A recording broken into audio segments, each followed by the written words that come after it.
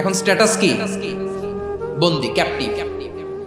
তো বিষ্ণু ইসলাম সাহাবাদেরকে বললেন তার খোঁজ খবর নিও, সুমামা ইবনে উসালের খোঁজ খবর নিও। সাহাবার বলেন ইয়া রাসূলুল্লাহ, আপনাকে হত্যা করতে এসেছে, তার তো কঠিন ক্যাপিটাল পানিশমেন্ট হওয়া দরকার, কঠিন শাস্তি হওয়া দরকার। বিষ্ণু বললেন না, আমি যেটা জানি তোমরা সেটা জানো না, তোমরা সুমামার সাথে ভালো আচরণ করো। বিশ্বনবী সুমামার কাছে গেলেন। প্রথম দিন যে তিনি কালেমার দাওয়াত দিলেন, ইমানের দাওয়াত দিলেন, ইসলামের দাওয়াত দিলেন, রিসালাতের দাওয়াত দিলেন, আখিরাতের দাওয়াত দিলেন। পরের দিন যে বিশ্বনবী সালাতের দাওয়াত দিলেন, যাকাতের দাওয়াত দিলেন, ইসলাম কি, কিভাবে, কেমন করে পালন করতে হয় চমৎকার আর্টিকুলেট করতে শুরু করলেন। তন্ময় হয়ে সুমামা ইবনে উসাল রাদিয়াল্লাহু তাআলা আনহু বিশ্বনবীর কথাগুলো শুনতে আরম্ভ করলো। একদিন নয়, 2 দিন নয়, টানা 3 দিন বিশ্বনবী সুমামার কাছে ইসলামকে প্রেজেন্ট করেছেন, উপস্থাপন করেছেন। আওয়াজ করে বলেন কয় দিন? 3 দিন। 3 দিন মসজিদে নববীতে বাধা। আর সাহাবীদেরকে বললেন তার খোঁজ খবর নিও, তোমরা যে রুটি বানাও এর মধ্যে সবচেয়ে ভালো আটার রুটিটা তারে দিও, সবচেয়ে রিফাইন্ড খেজুর, যেটা পিওর খেজুর, এটা তারে দিও। আর বিশ্বনবী নিজের ওট থেকে দুধ দহন করে ওনার বাড়ির এক কর্মচারীকে বলেছেন দুধ দহন করে সুমামার জন্য নিয়ে যেও। সুবহানাল্লাহ পড়বেন না? সবাই তো অবাক, ইয়ামামা থেকে আসছে নবীকে হত্যা করতে, বিশ্বনবী দেখে তারে জামাই আদর করে। একদিন নয়, 2 দিন নয়, টানা 3 দিন বিশ্বনবী এভাবে সুমামার কাছে যেয়ে ইসলামকে প্রেজেন্ট করতে আরম্ভ করলেন, ইসলামকে উপস্থাপন করতে শুরু করলেন। আর তাকে চমৎকার এন্টারটেইনমেন্ট, আপ্যায়ন দিতে আরম্ভ করলেন। টানা 3 দিন যখন ইসলামের দ্য বিউটিজ অফ ইসলাম, ইসলামের সুমহান বাণী, সৌন্দর্য তার কাছে উপস্থাপন শেষ, তাকে আপ্যায়ন শেষ, বিশ্বনবী বললেন সাহাবাদেরকে যাও এবার সুমামার হাতের পায়ের রশি দুটো খুলে দাও। সাহাবারা তর্ক জুড়ে দিলেন, লা ইয়া রাসূলুল্লাহ, এমনটা করবেন না, তো ভয়ঙ্কর ভয়ঙ্কর খুনি, কি জানি কি হয়ে যায়। বিশ্বনবী বললেন না, তার হাতে পায়ের রশিগুলো খুলে দাও। সাহাবারা বিশ্বনবীর কথা মতো তার হাতে পায়ের রশিগুলো খুলে দিল।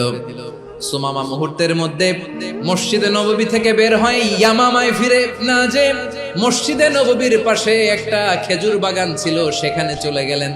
সেখানে একটা ছোট্ট কুয়া ছিল, কুয়ার পানি দিয়ে তিনি গোসল করলেন। সুবহানাল্লাহ পড়েন।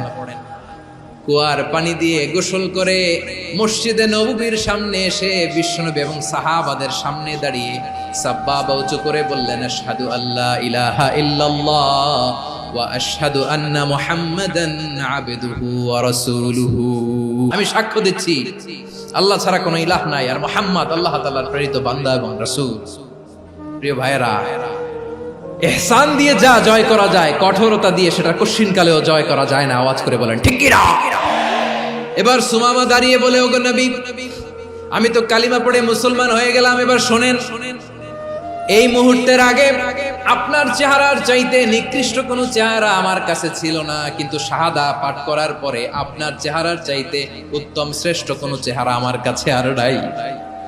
ও নবী, আজকের দিনের আগে ইসলাম ধর্মের চেয়ে নিকৃষ্ট অপছন্দনীয় কোনো ধর্ম আমার কাছে ছিল না, কিন্তু এই মুহূর্ত থেকে ইসলামের চেয়ে সেরা শ্রেষ্ঠ পছন্দনীয় কোনো ধর্ম আমার কাছে নাই। নবী গো, আজকের দিনের আগে মদিনার চাইতে অপছন্দনীয় নিকৃষ্ট কোনো শহর আমার কাছে ছিল না, কিন্তু এই মুহূর্তের পর থেকে মদিনার চাইতে কোনো শ্রেষ্ঠ শহর আমার জানা নাই। সে ছিল গমের বড় ডিলার, গম বেচতো। কি বেচতো? তার গম কিনে মক্কার লোকেরা রুটি খাইতো। সে ঘোষণা দিল, আজকে থেকে মক্কাবাসীদের জন্য সব গম আমি হারাম করে দিলাম, মক্কাবাসী এখন না খেয়ে মরে। সুবহানাল্লাহ পড়বেন না? মক্কাবাসী বিশ্বনবীর কাছে আসলেন, এসে বললেন, মুহাম্মদ, আমরা তো তোমার ভাই, তোমার চাচা, তোমার ভাতিজা, তোমার আত্মীয়, তুমি সুমামারে বলো সে যেন আবার গমের সাপ্লাই মক্কার জন্য অনুমতি দিয়ে দেয়। বিশ্বনবীর অনুমতি ক্রমে সুমামা আবার মক্কাতে গম পাঠাতে শুরু করলো। পড়েন সুবহানাল্লাহ। ইহসান, ইহসান দিয়ে আপনি যেটা জয় করতে পারবেন, you can win the heart of your enemies. ইহসান দিয়ে আপনি আপনার শত্রুর হৃদয়কে জয় করতে পারবেন। এজন্য আল্লাহ বললেন, ওয়া আনফিকু ফি সাবিলিল্লাহি ওয়া লা তুলকু বিআইদিকুম ইলাত তাহলুকা ওয়া আহসিনু ইন্নাল্লাহা ইউহিব্বুল মুহসিনিন। তোমরা আল্লাহর রাস্তায় দান করবে আর নিজেরা নিজেদেরকে ধ্বংসের হাতে ঠেলে দিও না। তোমরা একে অপরের প্রতি ইহসান করবে, কারণ ইহসানকারীদেরকে আল্লাহ বড্ড ভালোবাসেন। সুবহানাল্লাহ পড়েন। আবার সূরা রহমান আল্লাহ বললেন, হাল জাযাউল ইহসানি ইল্লাল ইহসান ফাবিআইয়ি আলা, সবাই পড়েন, ফাবিআইয়ি আলাই রাব্বিকুমা তুকাযযিবান। ইহসানের প্রতিদান হিসেবে ইহসানি হয়। বিশ্বনবী সুমামার প্রতি যেমন ইহসান করেছেন, সুমামাও ঠিক তেমন ইহসান ফিরিয়ে দিয়েছে। ঠিক কিনা বলেন?